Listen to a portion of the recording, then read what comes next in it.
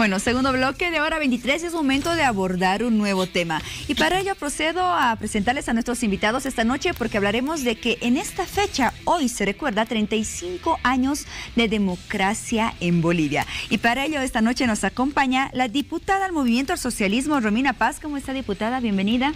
Encantada, Romina Pérez. Romina Pérez, sí. Y también nos acompaña el licenciado Marcelo Silva, analista político. Seguramente ustedes ya lo están reconociendo porque nos ha acompañado en varias ocasiones acá en el CDR 23. ¿Cómo estás, Marcelo? Paulita, qué gusto, qué privilegio realmente volver a compartir este set. Un cordial saludo también a la diputada nacional que nos acompaña. Muy bien, hoy recordamos 35 años de democracia interrumpida en nuestro país, diputada, y esta fecha ha sido conmemorada de varias maneras, con distintas concentraciones, marchas y también con distintos puntos de vista. Y es por ello que yo procedo a preguntarle, ¿cómo usted define la democracia que se vive actualmente en Bolivia y si considera que existe democracia en nuestro país? Por supuesto que existe democracia, pero antes yo creo que hay que hacer un recuento histórico. ¿Qué es el 10 de octubre del 82? La reconquista de la democracia por el pueblo boliviano. ¿Por qué festejamos los 35 años de democracia? Porque hay un hito histórico el 10 de octubre del 82, que es una respuesta a los regímenes dictatoriales. Banzer da un golpe de Estado, en primer lugar, para aniquilar la Asamblea del Pueblo. Es un golpe totalmente regresivo, apoyado por fuerzas extranjeras, donde el aparato represivo del Estado se encarga de eliminar los sindicatos, exilados políticos y sindicales, una dictadura, una de las más nefastas en el país porque se liga al Plan Cóndor. La resistencia del pueblo boliviano es la que posibilita la democracia. ¿Cómo se dio esta resistencia? Eso es importante mencionarlo. En la clandestinidad se articula el Frente de Unidad Sindical, el FUS, que son los sindicatos que en la parte clandestina empiezan a trabajar. Habían sido exilados los principales líderes políticos de izquierda. Y en Santiago se constituye el Frente Revolucionario Antiimperialista, el FRA, justamente para abrir la brecha democrática. Era la consigna, la brecha democrática. Entonces, en el periodo hasta el 82 hay dos fases que hay que distinguir. Lo que ha sido el 71 hasta la amnistía, que viene el 77, y del 77 al 82, que es el proceso más largo y convulsivo que ha vivido la historia de nuestro país. Hasta el 77 Banzer, ya presionado por las movilizaciones sociales y sobre todo la huelga de las mujeres mineras, da la amnistía, pero era una democracia controlada, porque Carter es el que en todo el continente donde había habido dictaduras militares, instituyen la democracia controlada. Sin embargo, es el pueblo boliviano, a través de estas articulaciones desde la clandestinidad, etcétera, que viene a articular varios frentes. El primero, reitero, el FUS, el Frente de Unidad Sindical. El segundo es el Frente Popular Democrático, que articula casi a todas las fuerzas de izquierda. Y finalmente tenemos la UDP. Entonces, con la UDP se materializa el sentimiento colectivo de la democracia en este país. ¿Qué dicen los analistas al respecto? Por ejemplo, René Zabaleta Mercado dice fue la acumulación de la clase, porque por vez primera el pueblo boliviano apuesta por las elecciones. Entonces, a partir del 77 hay un continuismo militar que va frenando en todas las elecciones el triunfo electoral de la UDP. El 78 va a ser un año de mucha convulsión, ¿no? Porque se va desconociendo prácticamente los votos que había logrado la UDP, además con una corte electoral que se regía con una ley electoral de 1965, no había un padrón electoral suficientemente saneado, o sea, el fraude electoral de los continuismos militares fue realmente desastroso. Lo más importante, aquí hay transiciones constitucionales. El 79, cuando no se le quiere reconocer, por ejemplo, el triunfo mayoritario a la UDP, donde la UDP y las fuerzas de izquierda, los movimientos sociales, la COB, la Federación de Mineros, se pronunciaron porque ese Congreso eligiera a la mayoría. Sin embargo, hubo un debate y decían no, que el Congreso podía elegir a cualquier fuerza. Y ahí el candidato favorable de las Fuerzas Armadas era Víctor Paz Estenssoro. ¿Qué pasa? Entonces, ante esa contradicción, el debate, la presión social, se le da un itinerato de un año a Walter Guevara, pero que dura apenas 3 meses. ¿Por qué? Y esto es importante mencionarlo. Porque cuando empieza a deliberar después de 10 años el Congreso, lo primero que se hace a través del diputado Marcelo Quiroga Santa Cruz es el juicio de responsabilidades a Banzer. ¿Y qué ocurre? Representantes de embajadas del Brasil, de la Argentina y del Uruguay van al comando en jefe de las Fuerzas Armadas y le dicen no podemos permitir este antecedente que nos enjuicie. Y lógicamente Guevara es aislado totalmente, hay un triunvirato, se pone a Lidia Gayler Tejada, viene el golpe de García Meza, el asesinato de Marcelo, y tenemos una dictadura de la más nefasta también con García Meza. Pero felizmente García Meza es aislado por la fuerza del movimiento sindical y sale la consigna del Congreso del 80. A mí lo que más me llama la atención es por qué Jaime Paz Zamora, siendo parte del binomio, convoca El Hambre No Espera y dice Congreso del 80. ¿Qué me llama la atención? Me llama la atención que en el Congreso, cuando tienen que votar por presidente y vicepresidente, Jaime Paz Zamora logra más votos que don Hernán Siles Suazo. ¿Y eso qué significaba? Porque el MNR y los otros partidos de derecha que siempre estuvieron ligados a la dictadura y cogobernaron con ellas, les interesaba el Congreso del 80 porque así acorralaban a la UDP y razón por la cual se acorta un año su mandato. Sin embargo, el 10 de octubre del 82 debemos recordar que es la conquista de la democracia y hay actores. ¿Quiénes son esos actores? Es el pueblo boliviano, las organizaciones sindicales, bajo la representación de la UDP. Y con esto concluyo. A mí me llama la atención que hoy día justamente aquellos líderes de la oposición que se llaman a sí mismos demócratas quieren reivindicar la democracia. Ellos no dieron el pecho. Jamás lucharon por la conquista del proceso democrático ni instalar la democracia. Sin embargo, ahora se ponen, los lobos se ponen la piel de cordero y dicen defendamos la democracia que se conquistó el 10 de octubre del 82. ¿Dónde estaban ellos para esa conquista de la democracia? Nunca estuvieron. Muy bien, Marcelo Silva. La democracia es un constructo, Paulita, diputada. Creo que es muy importante dentro del recuento histórico que ha hecho la diputada tomar algunos elementos que son muy importantes. No se puede desmerecer, por ejemplo, lo ha mencionado la diputada muy de paso, pero creo que ha sido fundamental, el tema de las luchas campesinas en la década de los 70, ¿no? Empieza a surgir, por supuesto, con mucha fuerza la tendencia catarista, que indudablemente es una de las tendencias más fuertes en el ámbito del pensamiento indígena en Bolivia. No hay que desmerecer el trabajo de don Genaro Flores, que fue precisamente víctima de esa represión militar que tú lo llevó a estar en silla de ruedas, un gran líder indígena, catarista, Víctor Hugo Cárdenas, que estaba ahí en la vanguardia del entonces partido catarista, el MRTKL, ¿no? Pero tampoco desconocer aquella participación de las mujeres mineras, que doblegaron el brazo a Banzer para llamar a esa amnistía. Ahí estaba doña Domitila Chungada, apoyada por sacerdotes católicos como Luis Espinal y Javier Albó, que también estaban en la huelga de hambre, que doblegó el brazo a Hugo Banzer Suárez. Es importante ver que durante estos muchos años de democracia, indudablemente han habido avances, han habido luces, pero también han habido sombras, por supuesto. Creo que la corrupción, creo que el tema de la crisis económica durante gran parte de los años de la democracia, el tema de la justicia misma, la impunidad con la que se volvieron algunos gobiernos, demeritan, por ejemplo, el tema de que en los primeros años de democracia, por ejemplo, se trabajó muchísimo por la institucionalidad. Creo que el año 1992, que considero que es un punto inflexivo en la historia de la democracia boliviana, cuando se firman los acuerdos para reformar el sistema institucional boliviano, es ahí donde se crea el Tribunal Constitucional, es ahí donde se acuerda crear el Defensor del Pueblo, por ejemplo, es ahí donde, por ejemplo, se establece modificar la elección a los diputados uninominales en ese entonces. No nos olvidemos que si bien en la época de Sánchez de Lozada la capitalización fue una nefasta idea para el país económicamente, pero surge también paralelamente la ley de participación popular, que es el inicio de un proceso de descentralización, que luego se culmina, por supuesto, con el proceso autonómico.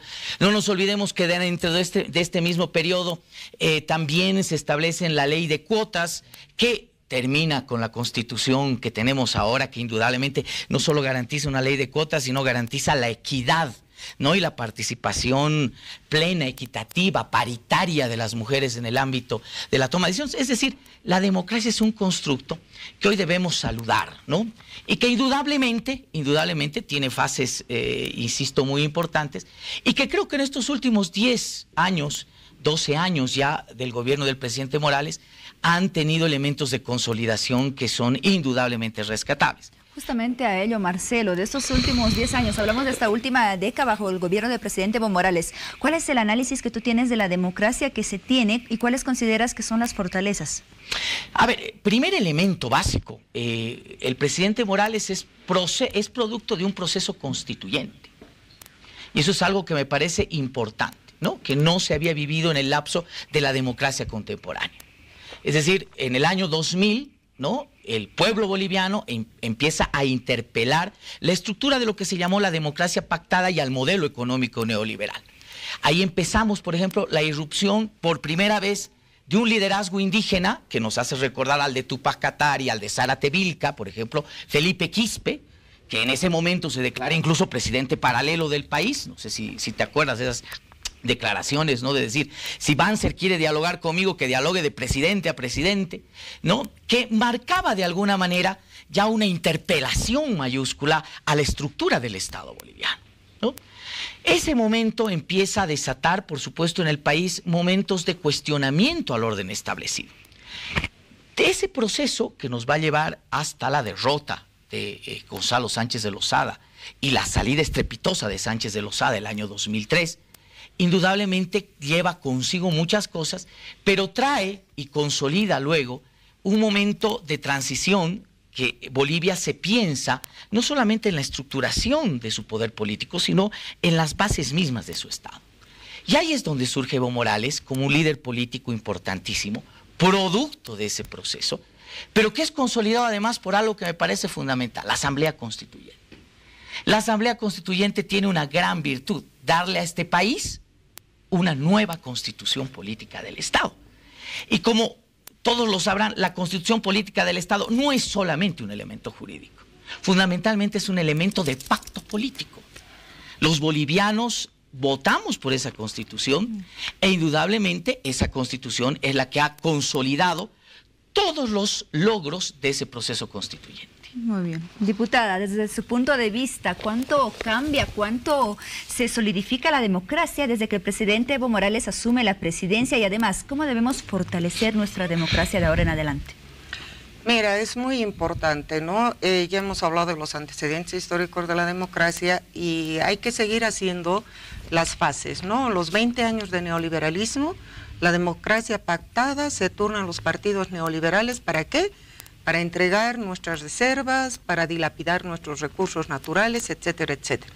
Lógicamente los movimientos contestatarios logran derrotar a ese modelo, viene la Asamblea Constituyente, y yo quiero hacer un paréntesis. La Asamblea Constituyente finalmente se definen muchos artículos de la Constitución, más de un centenar de artículos, en el poder derivado, es decir, en el Congreso. Y ahí se cambia, por ejemplo, un artículo que ahora está en discusión, que es el tema de la reelección. El tema de la reelección en la Constitución originaria, en la Asamblea Plenipotenciaria y la propuesta originaria del MAS era una elección indefinida. Es en Cochabamba, en el proceso de negociación, que el Congreso cambia eso. ¿Cómo se ha cambiado? Primero, es importante mencionar que la democracia, que antes era reductible a la democracia representativa, es decir, los sistemas políticos de los pueblos indígenas, originarios, campesinos, no estaban reconocidos y no estaban constitucionalizados. Eso se logra con este gobierno, una inclusión social con una mirada descolonizadora y sobre todo el artículo 11 de la Constitución, que además de la democracia representativa, te plantea la democracia directa, participativa y otras formas de inclusión social. Tal es que, por ejemplo, la inclusión, hay ahora muchas polleras en la Asamblea Legislativa, muchas mujeres, más del 50%, por ejemplo, en la Cámara de Diputados, y la democracia ha avanzado 1000 años luz, ha consolidado un sistema político de partidos que se está cada vez mejorando y creo que los avances han sido muy significativos gracias justamente a las luchas del pueblo boliviano, que ha podido introducir una visión del país, que ha incluido en la Constitución esos sistemas políticos que no habían sido reconocidos en anteriores constituciones, y eso es un elemento muy importante, y cada día avanzamos. Ahora, yo, referente a la democracia, hemos introducido en nuestra Constitución que los tratados y convenios internacionales, por ejemplo, tienen preferencias o se deben aplicar de forma preferente si acaso beneficia más al ámbito de los derechos humanos y sobre todo a los derechos fundamentales y a los derechos políticos, que es el debate de ahora. No vamos a eludir ese debate ahora en esta pequeña entrevista. Entonces yo considero que evidentemente se ha tenido logros significativos, porque es democrático, democratizar la redistribución de la riqueza. Todos los excedentes generados en nuestra política hidrocarburífera se redistribuye actualmente en el pueblo boliviano. ¿Qué es lo que dividía a la izquierda y a la derecha en términos económicos y en términos, por así decir, bien sencillito de consignas? ¿Cómo redistribuyes la riqueza? O se apropia un grupo de oligarcas, una burguesía o las transnacionales, o se apropia y es redistribuido al pueblo. Y ese es un avance significativo porque se democratiza la economía.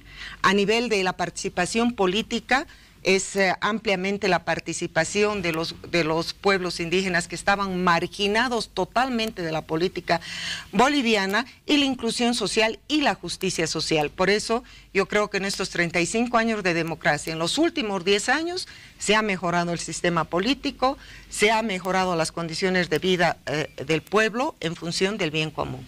Es indudable lo que dice la diputada, e insisto, cuando decía yo que Evo Morales es producto de un proceso constituyente, eso significa que hay una simbiosis, un extraño equilibrio.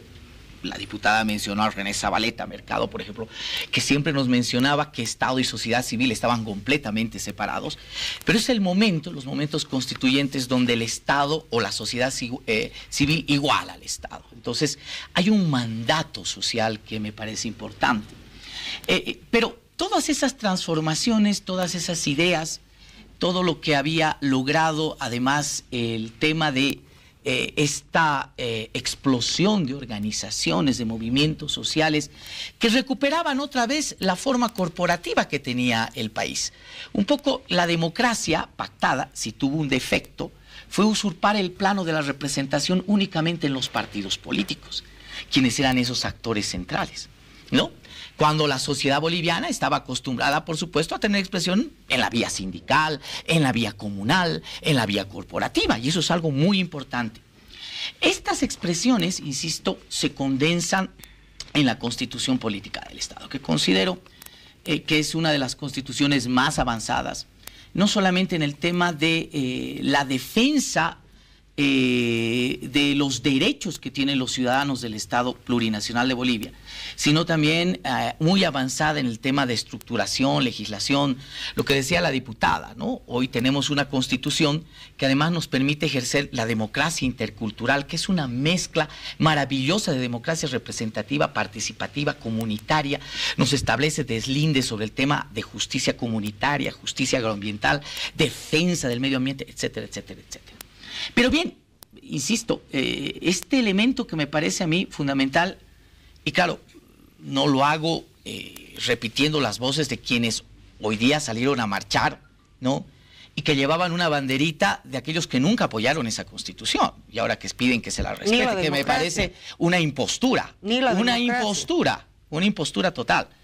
Pero claro, el cuestionamiento del millón surge que ese producto que fue tan importante está siendo puesto en cuestionamiento 2 veces ya por el movimiento al socialismo, quien considero evidentemente que apadrina, paternaliza un poco este proceso de construcción de la Constitución. Primero el 21 de febrero, hay que modificarla. Y ahora con un recurso que plantea que esta Constitución podría ser inaplicable, por lo menos en algunos artículos. Claro, la pregunta del millón es ¿por qué? ¿Por qué este producto, que creo que es la obra suntuaria, la obra más importante que nos podría dejar el movimiento al socialismo, es decir, una constitución que además garantice en el tiempo todo lo que se ha logrado, la visión misma de la sociedad? hoy está siendo puesta en tela de juicio por el mismo movimiento social. Muy bien, diputada, ¿cómo responde ese análisis y esa pregunta que tiene Marcelo Silva? Yo creo que ahí hay una tergiversación, no creo que sea malintencionada de acá de nuestro amigo, pero sí de la oposición, ¿no? Primero que la acción de inconstitucionalidad abstracta tiene dos elementos. Uno, que está planteando la inconstitucionalidad de una ley, la 029, ¿no? Básicamente de varios artículos de la 029 que plantean que solamente se puede ejercer por un año consecutivo el mandato. Y la otra es de que nosotros estamos planteando... la ley del régimen electoral y un periodo constitucional. Perdón, la ley del régimen electoral, por supuesto. Ajá. Eso estamos planteando la inconstitucionalidad. ¿Por qué la inconstitucionalidad? Tú me dirás, o sea, la inconstitucional está referido en los artículos de la parte principista de la Constitución. ¿Cuáles son las partes principistas? Básicamente aquellas que dan una prevalencia a los derechos humanos, en este caso los derechos fundamentales, y en este ámbito los derechos políticos. ¿Dónde tenemos eso en nuestra Constitución? El artículo básicamente 26, el 28, el 13 y el 256. Me voy a referir al 13 y al 256. El 256 dice, los tratados y convenios internacionales, ¿no?, tendrán aplicación preferente sobre la misma Constitución si es que favorecen más a los derechos humanos. Eso dice nuestra Constitución. Es decir, yo, Constitución, cedo mi preeminencia en función de estos tratados y convenios internacionales. Y el artículo 13 de la Constitución, que también es principista, dice lo mismo. Pero además añade, dice cómo se tiene que interpretar. Y ahí va la segunda parte de la acción de inconstitucionalidad, que dice declarar inaplicable los artículos de la Constitución que tienen que ver básicamente con el tema de periodo constitucional, ¿no?, y el tema de la reelección. ¿Por qué decimos inaplicable? Porque hay la figura jurídica del control de convencionalidad, o sea, el Tribunal Constitucional tiene, además que hacer el control de inconstitucionalidad de la 6026, tiene que hacer el control de convencionalidad, es decir, de los convenios. ¿Por qué? Porque si el Estado boliviano ha ratificado el convenio y el tratado del Pacto de San José de Costa Rica, tiene obligación de hacerlo cumplir. Consiguientemente, como tiene esta obligación en los derechos más preferentes, que son los derechos políticos, estos artículos de la Constitución serían inaplicables. No es como dice Carlos Mesa, como dice Doria Medina, que a mí a veces me da risa, sobre todo Doria Medina, están planteando la inconstitucionalidad de la Constitución. No, la inconstitucionalidad de la ley 029 y la inaplicabilidad de los artículos de la Constitución que entran en contradicción con la misma Constitución, con la parte principista, porque las reglas, lo que está reglamentando de la continuidad del mandato por una sola vez, es la parte reglada. Es más, nuestra misma Constitución, en el artículo 28, pone límites, dice, ¿cuáles son los límites para una repostulación, una reelección? Dice, haber tomado armas en ejército enemigo en un conflicto de guerra, haber hecho una malversación o traición a la patria. No dice nada del tema de la reelección. Y lo propio, el Pacto de San José de Costa Rica, que te pone números clausus. ¿Qué son los números clausus? Dice, los estados pueden reglamentar, dice, en términos de nacionalidad, edad y otros, pero no entra el tema de la reelección. Entonces, acá al ciudadano, yo quiero aclarar, no es cierto que se está planteando la inconstitucionalidad de la Constitución. Se está planteando la inconstitucionalidad del 0929 y la inaplicabilidad de los artículos 156, 168, 285 y 288 que se refieren a la reelección.